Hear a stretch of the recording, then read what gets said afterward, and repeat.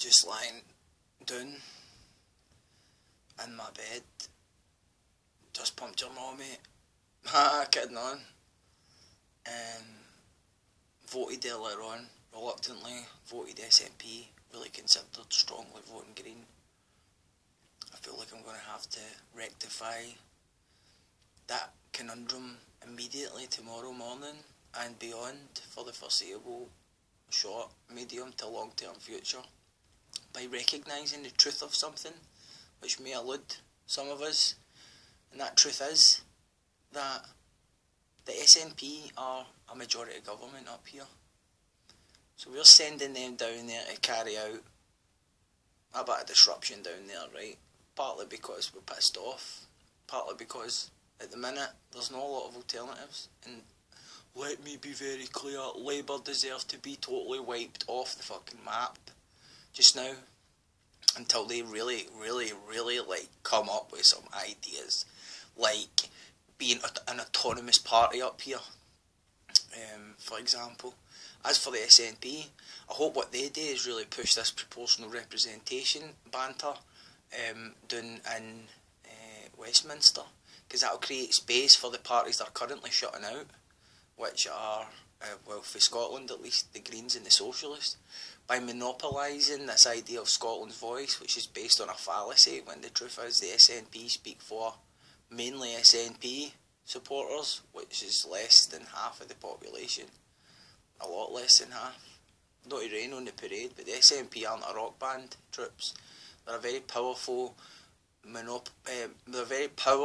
majority government in Scotland who, as of yet, haven't really demonstrated an aptitude for carrying out their flagship policies effectively.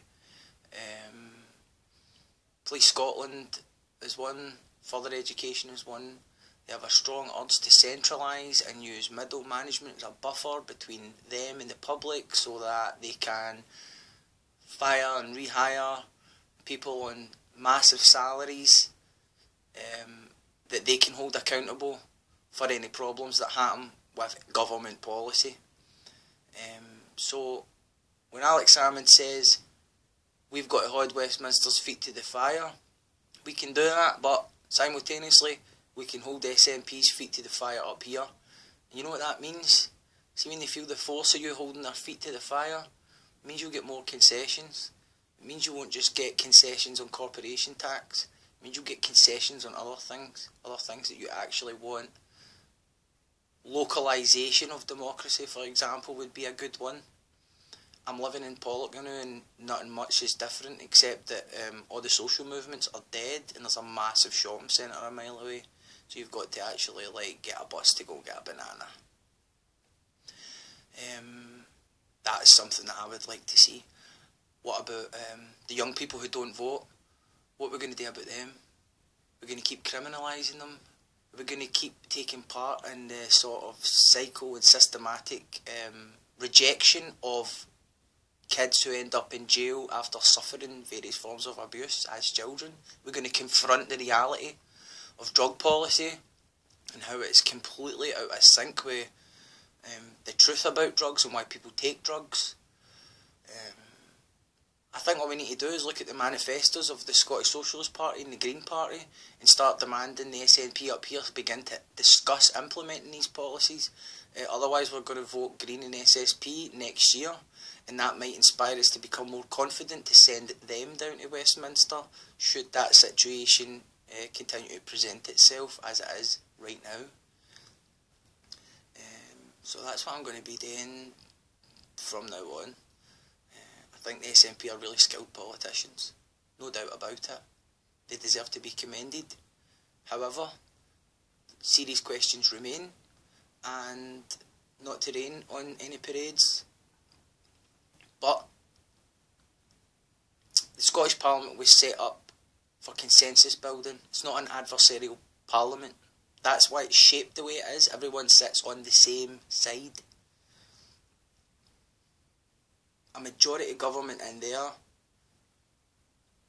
for the foreseeable long-term future is not beneficial to any of us. So that's where I'm at with it. If you voted UKIP, well done for exercising your democratic right. Who am I to chastise anybody? As long as you're not battering anybody based on their race, as long as you're not giving anybody abuse based on their race, then I really can't claim a moral high ground. I've been a Jake Ball for about 10, 15 years of my life, you know what I mean? So I'm not suddenly going to adopt new values and immediately chastise other people, because that's not progressive politics.